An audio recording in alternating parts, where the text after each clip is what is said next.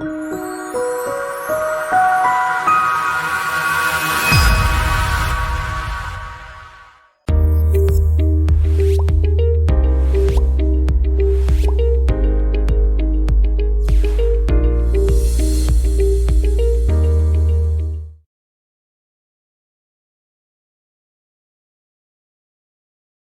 Students, पिछले हर video की तरह ये भी एक मैं ऐसा ही वीडियो लेकर आपके पास आया हूँ जहाँ पे आपकी गलती की गुंजाइश हो सकती है। हालांकि आज का जो वीडियो है वो बेहद आसान सा है। इस क्वेश्चन पे मैंने गलतियाँ बहुत कम देखी हैं। फिर भी आप सोच रहे हो जब यार कम देखी है आपने तो फिर वीडियो क्यों बना रहे हो आप। सर इसकी भी एक वजह है और वजह आपको वीडियो के लास्ट में पता चलेगी, क्योंकि जब भी हम कोई वीडियो फ्रेम करते हैं तो उसके पीछे वजह यही होती है कि हमारा कुछ बच्चा तो गलत करता ही है। आप अच्छे बच्चे हैं, आपका नहीं गलत होता भी बहुत अच्छी बात है, लेकिन जो हमारा एवरेज बच्चा है, जो हमारा कमज़ोर बच्चा है, सर उनमें गलतियां होने की पॉसिबिलिटी बढ़ जाती है। तो यस, हमारा आज का टॉपिक है टोटीपोटेंसी। बेहद आसान टॉपिक है हमारे ख्याल से। इस शब्द से बहुत सारे लोग वाकिफ होंगे, लेकिन फिर भी आप इस शब्द को अच्छी तरह से समझने की कोशिश करिए, क्योंकि गलती होती है भी। आपकी जितनी उम्र होगी उससे ज़्यादा समय से मैं पढ़ा रहा हूँ, तो कुछ एक्सपीरियंस की वजह से मैं बता रहा हूँ कि गलतियाँ होती हैं। तो आइए समझते हैं टोटीपोटेंसी कहते किसको हैं और कहाँ कहाँ पर टोटीपोटेंसी शब्द का हम प्रयोग करते हैं।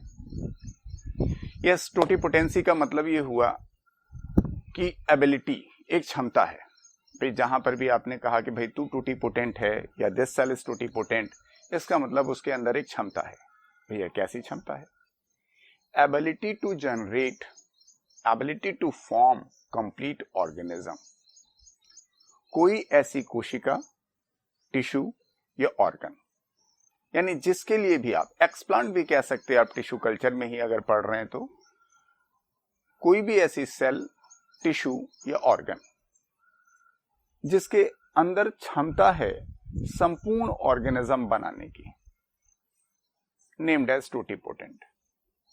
Ability of an organism, ability of a cell, tissue या organ which has capability to form complete organism is known as an totipotent. ये बात क्यों पढ़ी हमने? इस शब्द का प्रयोग आपके दोनों एनसीईआरटी में दो जगह आता है। एक तो मैं जहां से टॉपिक आपका पिक किया हूं वहां से आता है टिश्यू कल्चर में, कि जो हम एक्सप्लांट लेते हैं अपने टिश्यू कल्चर को इनिशिएट करने के लिए, that explant should be totipotent. क्योंकि जैसे मान लीजिए आपने कोई सेल ली है और वो आगे चल करके प्लांट ना बना पाए तो हमारा मकसद सॉल्व नहीं होगा। एक यहां पर इस्तेमाल हुआ है। दूसरा शब्द इस्तेमाल होता है एनिमल किंगडम में, phylum, and that is Porifera. आपको कुछ और याद आ रहा है, लेकिन फिर भी आप हमारी बात सुने। पोरीफेरा में जो एक सेल है जिसका हम जिक्र कर रहे हैं, and that is archaeocyte. Archaeocyte is a totipotent cell. एक ऐसी सेल होती है जिसके अंदर संपूर्ण स्पॉन्ज बनाने की क्षमता होती है। यानी अगर आप जेब में आर्कियोसाइट लेके घूम रहे हैं, तो चाहे आप एक आर्कियोसाइट लेकर आए हैं तो दुनिया के लिए वो एक आर्कियोसाइट हो सकती है, लेकिन अगर उसे माकूल इन्वायरमेंट मिले तो सर वो डिवाइड करके पूरा स्पॉन्ज बना सकती है। अब मैं तीसरा पॉइंट बोलूं, कुछ बच्चों को लगता है सर फाइलम सिलेंट्रेटा में भी टोटीपोटेंट सेल है, और नाम में आंसर करते हैं लोग इंटरस्टिशियल सेल। तो अब मैं आपको बता दूं, इंटरस्टिशियल सेल टोटीपोटेंट नहीं है। अब हो सकता है 12th स्टैंडर्ड पर लोग याद करके बैठे हुए हैं कि हमारी interstitial cells of hydra is totipotent. जो इंटरस्टिशियल सेल है हाइड्रा की या सिलेंट्रेटा की, कतई टोटीपोटेंट नहीं होती। एक इंटरस्टिशियल के अंदर इतनी क्षमता नहीं होती कि संपूर्ण ऑर्गेनिज्म बना सके। तो आप कहोगे फिर हमने गलत क्यों पढ़ा? गलत इसलिए पढ़ा कि 12th स्टैंडर्ड पर अगला टर्म आपको पढ़ाया नहीं जाता। The term is a pluripotent, मिलता जुलता नाम है। प्लूरीपोटेंट हम तब कहते हैं जब सेल या टिश्यू के अंदर क्षमता होती है ऑर्गन बनाने की, ऑर्गन बनाने की क्षमता है तो हम कहते हैं दैट इज प्लूरीपोटेंट ऑर्गेनिज्म नहीं। तो जो इंटरस्टिशियल सेल ऑफ हाइड्रा हैं वो पूरा हाइड्रा नहीं बना सकती। जो एक्टोडर्म की इंटरस्टिशियल सेल हैं वो सिर्फ एक्टोडर्मल लेयर बना सकती हैं, और जो एंडोडर्म की इंटरस्टिशियल सेल हैं वो सिर्फ एंडोडर्म बना सकती हैं। इसलिए हाइड्रा तभी संपूर्ण रीजनरेट करेगा जहां पे कम से कम 2 इंटरस्टिशियल सेल चाहिए, 1 फ्रॉम एक्टोडर्म और 1 फ्रॉम एंडोडर्म। तो इस बात पे बहुत सारे लोग कंफ्यूज रहते हैं, वो रट्टा मारते हैं कि टोटीपोटेंट हाइड्रा भी है। हाइड्रा में तो रीजनरेशन गजब का पढ़ाया जाता है, ट्रिम्बले का वर्क है उस जगह पे। लेकिन फिर भी अच्छी तरह से समझ लें कि हाइड्रा में कोई टोटीपोटेंट सेल नहीं है। जैसे जैसे हमारा इवोल्यूशन होता चला गया सर, हमने अपनी टोटीपोटेंसी लूज की है। तो सर हम अपनी बात भी करके दिखा दें। हम कहते हैं हमारे लिवर में रीजनरेशन होता है, लेकिन जो हमारे लिवर के सेल्स हैं वो टोटीपोटेंट नहीं है। अगर ऐसा होता तो कमलेश का क्या है, बहुत सारे हमारे पास लिवर सेल हैं, एक एक लिवर सेल से हम कई सारे कमलेश बना देते, वो हर शहर में आपको एक कमलेश नजर आता। बट ऐसा होता नहीं है। हमारी जो लिवर के सेल्स हैं वो डिवाइड करके सिर्फ लिवर की ही सेल बना सकती हैं। हाँ, ये जरूर है कि वो लिवर बना सकती हैं। तो सही टर्म है प्लूरीपोटेंट, टोटीपोटेंसी नहीं। रीजनरेशन तो है, हमारे शरीर में कोई भी ऐसी टोटीपोटेंट सेल नहीं है। अगर होती तो फिर क्या कहना, फिर तो हम बहुत सारे खड़े होते, आपके घर भी आते और उसी समय हम पढ़ा भी रहे होते। तो जहां भी आप टोटीपोटेंट शब्द का प्रयोग करें, ये जरूर समझ के रखिएगा, it must has ability to form complete organism.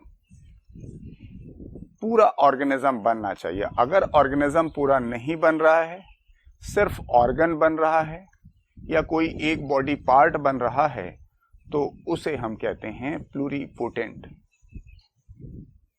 आप पुरानी बात करके देख ले, रावण, लोग कहते थे उसका सर काट दो तो फिर एक सर निकल आता था। वहां रीजनरेशन था, लेकिन वो प्लूरीपोटेंट था। सर काटने पर बची हुई सर की कोशिकाएं सिर्फ सर बनाती थी। जिस समय रावण मर गया तो सर वो रीजनरेट नहीं हो पाया। अगर उसके पास टोटीपोटेंट सेल होती तो फिर से खड़ा हो जाता।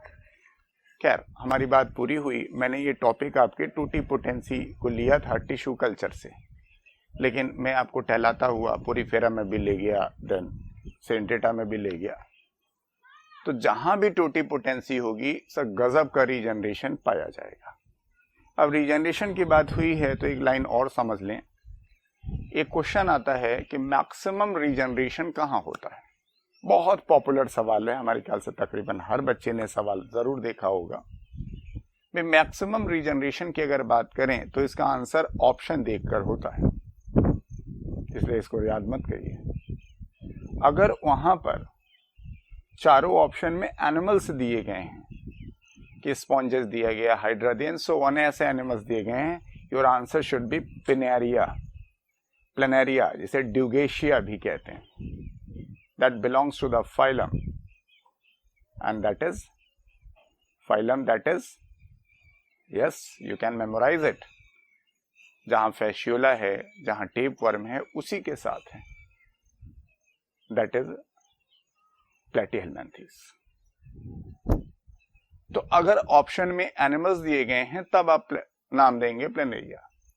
लेकिन अगर ऑप्शन में ग्रुप दिए गए हैं जैसे flat worm, round worm, cnidarians and sponges, तब आंसर स्पॉन्जेस होगा। सर यही गलतियां आप करते हैं कि रीजनरेशन के सवाल में आपने क्वाइट लगाई और आंसर याद हो गया है, स्पॉन्जेस में मैक्सिमम रीजनरेशन होता है, मारा जोर से कि सर आर्कियोसाइट होता है, सब कुछ समझ में आ गया। लेकिन हम यहाँ पर क्वेश्चन वही है, ऑप्शन के अनुसार इसका आंसर बदल देते हैं। हाइड्रा तो कहीं आता ही नहीं है। मैंने अभी आपको इसीलिए इंटरस्टिशियल सेल का एग्जाम्पल बताया, वहाँ कंडीशनल है।